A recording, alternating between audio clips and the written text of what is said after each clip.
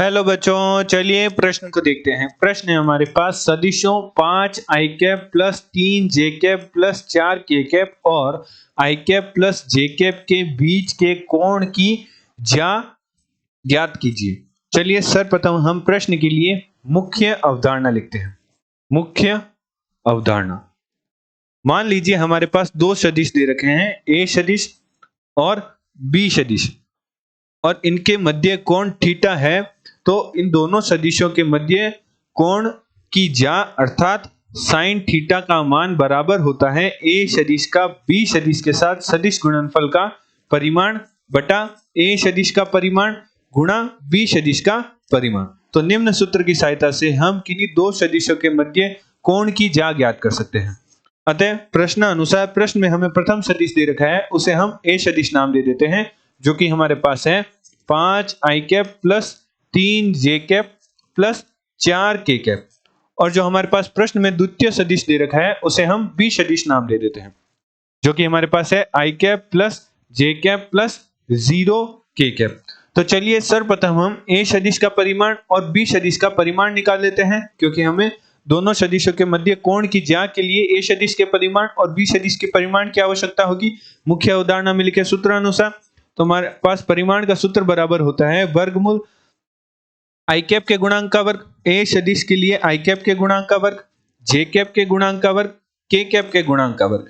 तो 5 का वर्ग, 3 का वर्ग, 4 का वर्ग का योग, तो हमारे पास वर्गमूल प्राप्त होगा 25 प्लस 9 प्लस 16, जो कि प्राप्त होगा 50। इसी प्रकार हम बी सदिश का परिमाण निकाल लेते हैं, जो कि हमारे पास बराबर होगा वर्गमूल आई कैप के गुणांक का वर्ग अर्थात 1 का वर्ग, जे कैप के गुणांक का वर्ग अर्थात 1 का वर्ग, के कैप के गुणांक का वर्ग अर्थात 0 का वर्ग। तो हमारे पास मान प्राप्त होगा वर्गमूल 2। अब हम ए सदिश का बी सदिश के साथ सदिश गुणनफल निकालते हैं। तो हमारे पास ए सदिश का बी सदिश के साथ सदिश गुणनफल बराबर होगा सारणिक आई कैप जे कैप के कैप। हमारे पास ए सदिश के आई कैप जे कैप के कैप के गुणांक हैं 5, 3, 4 और बी सदिश के आई कैप जे कैप के कैप के गुणांक हैं 1, 0, 0। सारणिक को हल करते हैं और ए सदिश का बी सदिश के साथ सदिश गुणनफल निकालते हैं।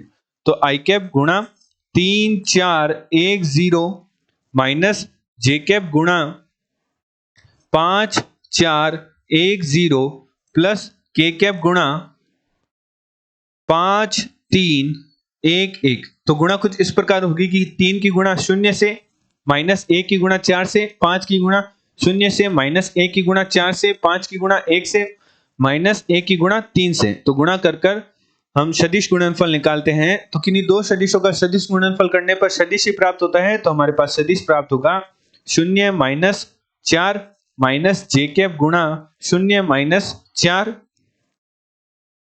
प्लस के कैप गुणा 5 माइनस 3। तो हमारे पास ए सदिश का बी सदिश के साथ सदिश गुणनफल का मान प्राप्त हुआ माइनस 4 आई कैप प्लस 4 जे कैप प्लस 2 के कैप।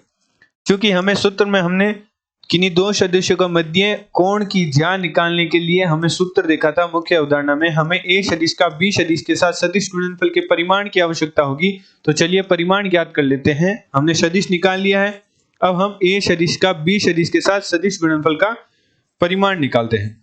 तो हमारे पास परिमाण बराबर होगा वर्गमूल आई के गुणांक का वर्ग अर्थात -4 का वर्ग, जे के गुणांक का वर्ग अर्थात 4 का वर्ग और के कैप के गुणांक का वर्ग अर्थात 2 का वर्ग। तो हमारे पास प्राप्त होगा वर्गमूल 16 प्लस 16 प्लस 4, जो कि प्राप्त होगा वर्गमूल 36, जिसका मान बराबर होता है 6। अतः प्रश्न में हमने मुख्य उदाहरण में देखा था कि किन्हीं दो सदिशों के मध्य कोण की ज्या का मान बराबर होता है ए सदिश का बी सदिश के साथ सदिश गुणनफल बटा ए सदिश का परिमाण गुणा बी सदिश का परिमाण। तो हमने सारे मान निकाल रखे हैं, अब हम सारे मान रख देंगे सूत्र में। तो हमारे पास प्राप्त होगा 6 बटा ए सदिश का परिमाण हमारे पास प्राप्त हुआ था वर्गमूल 50 और बी सदिश का परिमाण हमारे पास प्राप्त हुआ था वर्गमूल 2। तो हमारे पास हर में मिल जाएगा, हर में हमारे पास बन जाएगा वर्गमूल 100, जिसका मान बराबर होता है 10। तो हमारे पास हल करने पर प्राप्त हुआ 3 बटा 5। तो हमारे पास किन्हीं दो सदिशों के मध्य कोण की ज्या का मान प्राप्त हुआ 3 बटा 5।